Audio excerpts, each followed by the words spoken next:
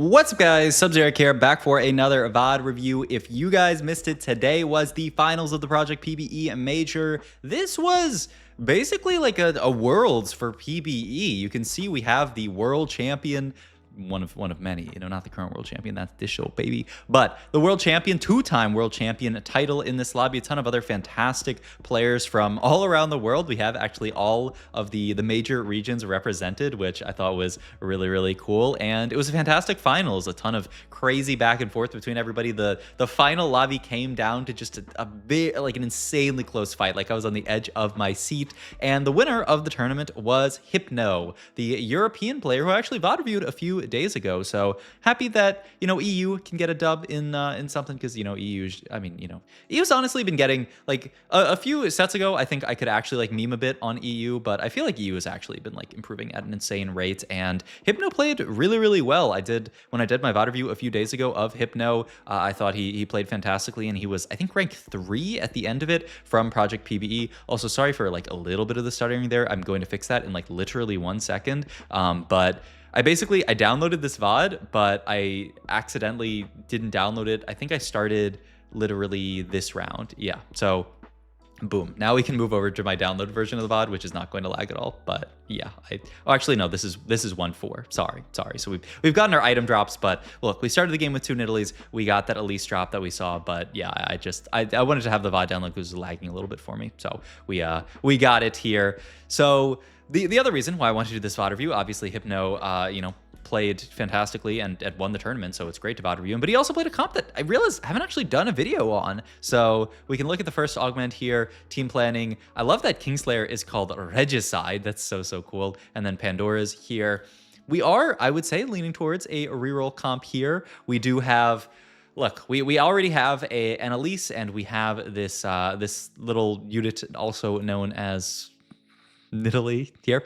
So we have an Elise and a Nidalee. That, I would say, is enough to play this Nitro reroll comp. I was looking at mentorship here, which I think is a solid option. I've watched this VOD a few times because the recording was a little bit wild. Like, it was hard to get working, but we actually take the item grab bag here. And okay, so one, we're playing Nitro reroll. This is the far and away the best reroll comp in the game. This is a comp where if you end up in a good spot, in a decent spot whatsoever, you should just play this comp. It caps insanely high. And the crazy thing about a comp like Nitro is that one would expect, when you're playing a comp like Nitro, and here we can actually see the team plan for it, Jhin Nitro, has IE in the words, which is interesting. I wonder does that mean Infinity Edge? I'm not sure. There's also, there's a few versions I've seen people play around Nefiri as well. This is a version where we're just playing around Jax and then Sejuani to get to our Exotech, because you play around Jhin as the kind of primary carry in this comp. Then obviously late game, if you get into stuff like Renekton, and you can actually, he has like 4 Nitro, or 4 Dynamo in this board, which is a pretty interesting setup, but maybe something that'll get played. And yeah, he does throw an Nefiri into the planner, because I do think that is a bit more standard of a version of it, but cool to see that there are kind of multiple versions as well. But yeah, the thing about this comp that's a bit crazy is that one would expect, you're playing an infinitely scaling comp, right? You were getting this bug and eventually this T-Hex, and it scales up and it gets stronger every single round. So one would usually think when you have something like this that scales infinitely, that it would be weak early, or weak in the mid game or something. Not really the case with this comp, because I really think, one, Nitro just feels quite strong. The units feel okay, and the bug feels pretty good, but I feel like the real driving force between the OP-ness of this comp is Jhin. I feel like Jhin 2 stabilizes you insanely hard in the mid game. He's a fantastic item holder, and yeah, if you get into a spot where you have a Jhin 2, which you always do, because you roll down 3-1 or 3-2, we'll see when we decide to roll down this game, you're just disgustingly stable. Also, ooh, this is gonna be interesting. So yeah, we're gonna sell off the Nefiri here, really just not prying the Nefiri. I think most people kind of use Nefiri as a trait bot. It can be Exotech and AMP on this board, but Nefiri really doesn't do all that much as a unit. You're not that hyped to put items onto Nefiri, and so yeah, we're not prioritizing that at all here.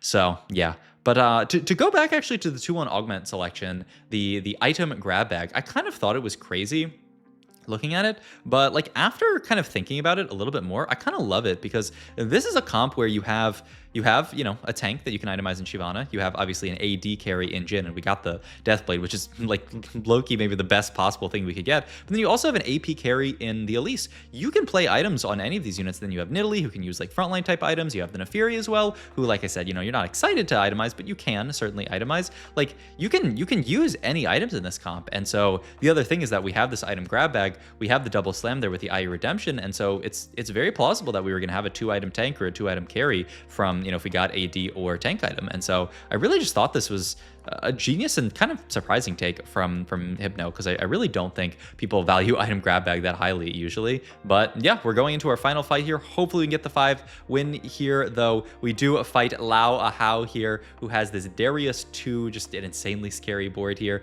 Our board's trying its best, but a Darius 2 plus a Twisted Fate, we're just barely gonna lose. Oh my god, it was actually so close. Just one more like upgrade or something and maybe we could have won that fight. But yeah, pick up the Zeri here, the Ultra Rapide here, so we can play around Zeri for a little while. I'm curious actually how we do this, because we do want to get into Jhin, and the second we find Jhin 2, obviously the Zeri's gone, but maybe you know, as a bridge to get to that Jhin 2, I think this makes perfect sense. And yeah, we're already stacking up pretty nicely. Pick up tier here. I'm curious what we do with items here, because I do think, and looking at the statistics, Shojin does look really nice on Jhin, but I feel like you have to make Vow here, right? Because if you try to greed for the Shojin, you're just waiting with this bow and with the Vow, you know, the items that go into Vow. So yeah, I think this is absolutely necessary. Your other option would have been to make Titans, but I don't think Titans is that great. Once again, you're really looking for those Jhin items. So yeah, we say, you know what, BIS is, you know, probably Shojin, Infinity Edge, maybe Deathblade, Shojin IE Deathblade, Shojin IE, you know, Guardbreaker, stuff like that.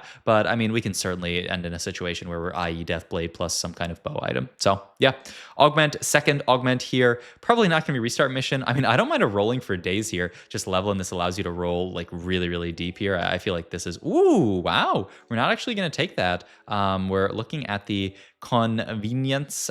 This is, I forget what this, okay, so we roll over that, so I don't have to, okay, I don't have to remember the translated name of this, because we take teaming up here just for the gold and the component here. Pretty surprising actually. Yeah, these augment selections are a bit wild to me, but yeah, we're sending it deep here. We end up picking up the Jhin, going to play the Jhin on this board. Oh yeah, so we're actually just going to play this version, not with 4 Nitro, but just fitting Exotech, because I mean, the board fits nicely. Okay, you know what, actually this makes perfect sense. It slows down our Nitro scaling a teeny tiny bit, but you know, not the end of the world by any means. And also really aggressively making gold, not holding on to stuff like the Elise, because I mean, why would we? We've got a fantastic board to play, and we are making 50 gold here. My god, this spot is looking very nice, I would say. And we have the Shyvana 2 with items, the Jhin 2. This is the crazy thing about this board, is that you would think with a scaling trait like Nitro that this bug would be kind of weak, or this board in general would lose to some of the stronger boards, but it just doesn't. Like, it just doesn't. This Jhin is just a monster. I mean, you can look at the damage output every single round, 3.5k, very respectable. He does an insane amount of damage, and then the front line that the bug plus the Shyvana provides is more than enough. Like, the setup is just so gross here. So yeah, we already have the double item Jhin. I mean, we're potentially just going to sit on this board for a long time. We have bow open here, which could be, we're going to take the rod here, actually. Interesting, huh? Because I was thinking, I mean, it could be red buff, you know, just get your heal cut needs finished there. We don't have heal cut or armor shred at this point. We're just going to build the Gwyn. Oh, wow. Just build the item for Zeri and say, you know what, we want to have a good item for Zeri. Not worrying too much about the Sunder, because yeah, Jhin is kind of interesting in that he does provide Sunder on his ability. So, you know, you get the value from having Sunder. It's not like the highest priority. You still oftentimes will end up in a spot where you just make a Last Whisper, because it provides decent stats. We've been seeing people just throw their Last Whisper on Jhin, which, you know, is not BIS, but it's, you know, it's perfectly acceptable. We do, oh my god, we finally fight someone strong, but that's the crazy thing. Jhin had fight dealt like 7.5 thousand damage, just absolutely farmed, and we're just sitting here slow rolling, making 50 every round with an insanely strong board and just so much HP saved. Yeah, we're also just saying, who cares about the Neferi? Like, sure, Neferi's AMP, but like we're close enough to the other stuff, and we have this Zeri. So yeah, this is a cool kind of like call out to say, you know, we can fit an Exotech unit on this board. We can just fit the Zeri. So the Gwyn's there. Obviously, she's rapid fire, so she fits very nicely on this board. Same way that Neferi does. You get one trait with Neferi, one trait with with the Zeri, obviously aside from Exotech. So yeah, I mean, both fit onto the board, and we have the Guinsoo made, so why would we really care about Nefiria? It feels a little bit bad, obviously, to skip some Nefirias, but it's fine. Also, look at this. Look at the diligence, holding on to the 2 cost there as we roll to thin the pool out to increase our odds of hitting 2 costs. This is something, it's a very small optimization that you can make, but you know, you love to see little optimizations. We get a hacked orb here. This is another optimization you can make that's so annoying. Okay, we do end up picking it up. So the real optimization there, just to yap about it for a sec, is you should not pick up that orb. You should scout the rest of the lobby and see if anyone else has picked up the orb, because if you pick up the orb, you're forced to pick up the HP. If you don't pick up the orb, you don't have to pick up the HP, and you can end up in a situation where you actually get Carousel Prio. I think Mortog said it's very likely that that is not going to be fixed before we go into live, which means that that is actually going to be an optimization that you should make. Try to, whenever you see one of these hacked orbs, wait to pick it up, scout the lobby, see if someone else picked it up, because it's going to be the same for everybody. And then if it's, you know, one of those ones with units in it, then obviously pick it up. If it's an HP one, then wait to pick it up. The only awkward thing is sometimes when you like travel into the portal, it ends up picking up the orb for you. So, you know, sometimes it ends up getting picked up anyway. So, you know, only for the turbo sweats is that the tech, but you know, it is the tech. If you're a turbo sweat, we end up picking up the HP because, I mean, we have to. We have Sunfire here, who I imagine is going to be the slam here. And yeah, we can just move this as our last Shyvana item here and then start. I mean, we could build a, yeah, I mean, just build more items onto Zeri. Yeah, I mean, this makes sense. Just go for the Quicksilver. It's good enough. Kills our Armor Shred component. And I mean, I feel like this is pretty reasonable from the perspective of, yeah, who cares about getting Armor Shred when you have a Jhin? 12,000 damage, by the way, from a 3-star 2 cost is just so gross here. All right, final augment here. I mean, I don't mind a Band of Thieves misconnections here. It gives us some extra 1 cost, gets us closer to stuff like Nidalee 3 and the Kindred 3. It's Econ, which we don't really need, but you know, you wouldn't turn down. And the Band of Thieves is very solid. So yeah, I don't think any of these are better than this. Yeah, I think you just take this. I think this is solid. I wonder actually if Hypno knows the positioning for the units. I'm gonna level up here, and then I think not. Yeah, just running to pick up everything. So it doesn't have like one of those things that just shows the positioning for everyone, but all good. We end up picking the Nidalee 3 here, pick up the TG here, and then pick up everything else. And yeah, at this point, we just push 7. This is something that you see a lot of people do in this comp, and I think is really smart, is that level 7, it's a decent upgrade, right? It's getting 4 Nitro onto the board, which allows your bug to do the big beam attack. And you know, once you're getting a decently sized bug, you know, we're almost at 100 stacks, you feel really good about turning that bug into kind of a damage carry a little bit on the board as well. So you just push 7, and yeah, sure, it decreases our odds of finding stuff like the Shyvana and obviously like the Kindred, but it also increases our odds of finding stuff like Elise 3. That's something that we can play for. I'm a little surprised that we rolled so deep, but I mean, the thinking is we're so close to everything. Shyvana 3 is a huge upgrade. Might as well just keep our streak here, send it down to 0. And yeah, we have Shyvana 3 that we can hit. We have the Kindred 3 that we can hit. And also hitting these units does accelerate our stacking. It's 2, 3, 5, I believe. You know, two stacks for a 1-star, 3 stacks for a 2-star, and 5 stacks for a 3-star. And so hitting a single 3-star, that's an extra 2 stacks per round. So, you know, every round that you hit it, you know, the earlier you hit it, it means the more stacks that you get. So pretty easy.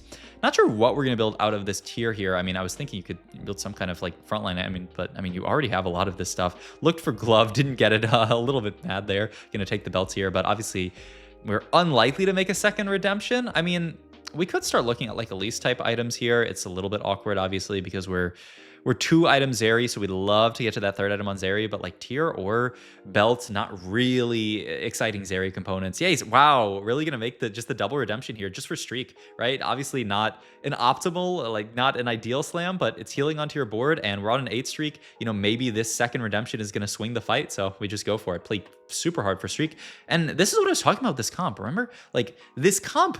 It's stage 4. We're playing 2-cost reroll, and we're destroying people. This is a round when 2-cost reroll, obviously we like really hit at like 4-1, but like this is a round when people are going to, you know, be like matching up with you, and then stage 5 is when the board's going to start falling off under normal circumstances, right? But this comp is not normal circumstances. This Jhin unit is insane, and the other piece of it is we're still scaling every single round. We are scaling up this bug. We are obviously a few rounds from getting the 200 stacks, but I mean, still very respectable. And yeah, I mean, a ton of damage from the Jhin, a ton of damage from the bug there, actually. Really nice. And yeah, we're looking at leveling for more dynamo. Maybe Hypno a little bit of an and the second way, don't let anybody tell you that Team Planner does not increase your unit odds by 1%. Also for anybody who I'm joking, it doesn't, but I mean, it kind of feels like it throws it into Team Planner and then immediately sees it. But maybe a little bit of an Elise enjoyer Hypno, because we end up you know, putting this this Dynamo into the team planner, which is not something that I think a ton of people are usually that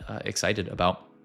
All these anvils here probably should have been popped before he made our item there, but really just, you know, not necessarily worrying too much about that kind of stuff. Make the gun blade here, and so we can go Gwinsu gun blade. Oh my god, there. And then just gonna throw the QSS on, I mean, I would think it's just Elise there, but okay. I mean, yeah, I mean, MF not bad as well. Maybe the idea is that Elise is fine. She's gonna cast already, whereas this QSS might actually get Misfortune to a cast that she wouldn't otherwise have. But yeah, I mean, a cool, like, kind of variation on the board. I think oftentimes people are rolling for that Nefiri R, then, you know, replacing, I mean, we can easily replace Jax with the Sejuani when we find her, but, you know, oftentimes it's the Nefiri Sejuani, but here it's actually the Jax and the Zeri. So cool. Just, you know, playing good TFT, not cookie cutter. We're not just team plannering a board and only playing around that. We high rolled the Zeri early, so play around it. That's what TFT is all about. We're also, wow, honestly, this is something that maybe a lot of people wouldn't you know, like this is something that I haven't heard a ton of people talk about, but the positioning there for the bug, the just middle of the board kind of what do you call it, find your center augment positioning for the bug actually looks really nice, because if that bug autos the unit in the middle, I mean, you saw that ult from the bug hit the corner. We were basically sniping the corner with this bug, and then we're kind of putting the rest of our units on this left side here. Yeah, I mean, that looks nice. The bug actually snipes out the Annie there a little bit, I think. So yeah, just making sure to position the bug there. This is actually gonna be, wow, a loss to a Ringo here. Just, I mean, Annie putting in a ton of work. This is I'm actually quite surprised that that strategist board ended up beating us. And there's a strategist +1 on the carousel. The thing is, we're still scaling. Obviously, we don't have our 200 stack T-Hex yet, so obviously that's is something that, you know, we'll have more down the line. I wonder if you ever just take Misfortune just for Misfortune pair, because none of these items seem great. We're gonna take the Gunblade, which is the best item that you can take here. It's just, you know, like, I mean, is it that much better than Edge of Night? Yeah, probably. Okay. 200 stack. We do get the T-Hex here finally. And yeah, just looking, this is okay. And ooh, we're going to full right side the T-Hex here. This is another thing that you could do to try to get to snipe backline here. Though I think it's, yeah, I mean, a decent little arc that it does there ends up getting onto backline a little bit there. It's a tad awkward there if they have a unit in the front. And we're going to lose another fight actually too. Another insane board from Marcel actually. That's a Renekton too here. But this is the upside to the comp, is we've reached 5-5. You know, this is, like I said, stage 5 is when a 2-cost reroll comp is traditionally going to fall off a bit, because, you know, it's just, you can't be strong for the entirety of the game.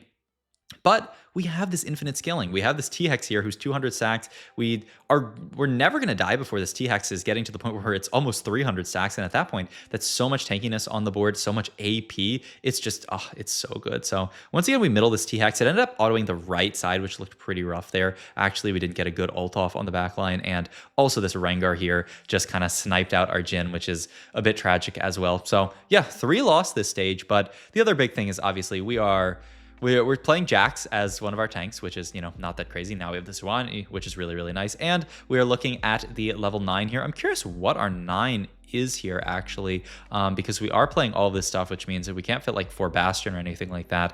You know, I mean, you could throw a random AMP in. I mean, honestly, a random techie doesn't actually sound that bad. You have the Garen as well, who is probably the best thing. Oh, actually, oh yeah, no, this makes sense. You just play Aurora here. Yeah, I mean, duh. And then you get the 4 Dynamo in. It's an upgrade onto your Jhin here, and it's just a fantastic unit. He's actually gonna put these AP items onto the Aurora here, and now we're throwing, okay, duh, okay. You just play, and this is what he had team plannered out, the 4 Nitro setup, because I mean, who cares about anything else? Makes our Jhin better, gets a fantastic unit onto this board. Aurora just so good, and people are falling off, people are dying, and we are still scaling, right? Still getting the stacks, and we still have a lot of stuff left to find. I wonder if he hit a Garen too, would he play it? Because he's holding it like he would. I mean, I guess he's just thinking about, okay, I love this, though I don't know that this works exactly, because the trait, I think, is what gives him the buff. I mean, this is something that I've thought about as like an optimization, is you throw the Zac in and roll down for the Bloblets. But you, I don't think he actually gets the stats until you field him, because he doesn't have his trait active, his like unique trait, Virus, I think it's called. Yeah.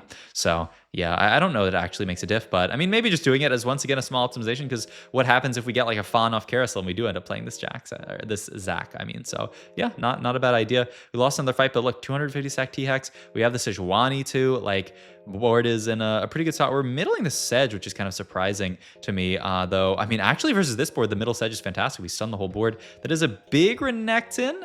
Our board is strong. Oh my god, it's living long enough. And yeah, the Zeri pops off. Marcel goes down here. Oh, I remember seeing this fight, and I was so sad for Marcel because Marcel got to a really, really good board, but ends up going down here. And so we just have Chiwe left in this lobby here. There, that is a Zac, though. I don't know that we can do much with a random spat. We also just have this TG here, which, oh, okay, he did end up getting the Zac there. Yeah, I think that was a mistake. He typed in chat, he typed OP.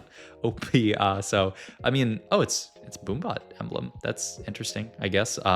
But yeah, I mean, he was looking at it. I forgot that he even had that chain sitting around. Looked like he was maybe trying to take the Belfort random Sunfire or something. But yep, now that we have the Aurora, just move a mana item over to her, get her casting as quickly as possible. And I mean, the board has scaled up. Even if we do manage to lose this fight, which it looks a little scary, though Aurora's doing pretty good work. Remember, we still have more scaling to do. We have more TX to get big. And I mean, we have the Zac to find as well, which is not bad. I mean, we even have Kindred 3, but that's not really that big. Almost to 300 stacks, by the way. Yeah, just need to make sure that our positioning is solid here. Oh, also third rowing the Aurora. Does this, oh, I haven't seen people do this, but does this mean that she pulls the unit in and puts it further up? I would assume yes. That must be the reason, right? Yeah, she puts the unit kind of like a hex, because usually when you're back rowing her, the unit appears in the third row. And so now when you put her in the third row, the unit appears in the second row. That's actually really, really cool tech. And hey, maybe the diff for winning that fight, the first place here from Hypno, and I mean, obviously ends up winning the entire tourney.